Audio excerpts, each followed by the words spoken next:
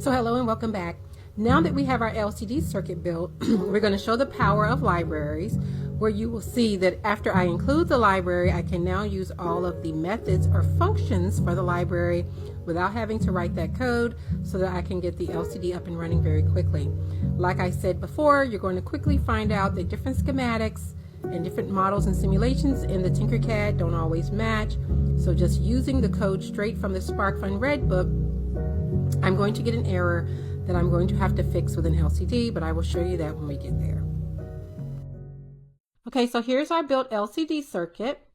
And over here, the way that we include a library is #include liquidcrystal.h. You will find in the Arduino IDE, a lot of times you can search a sketch to find a library.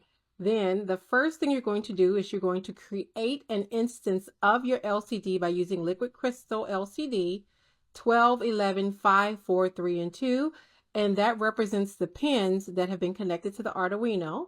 You can look at the library documentation to determine how these match up with the pin numbers on the LCD.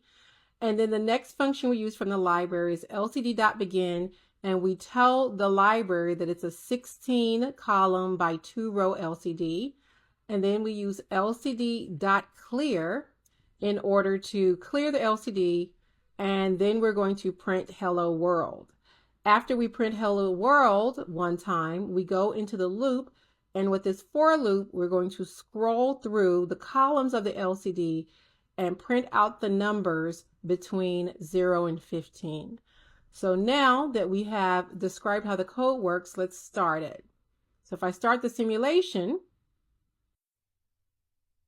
and what you're going to see here is that it does print hello world, and then it starts printing the numbers, but there's this big red mark. And what this is telling us is that the current through the backlight LED is 23.7 kiloamps, which is huge, while you want the maximum to be 20 milliamps. So this is something we could not tell with the red book.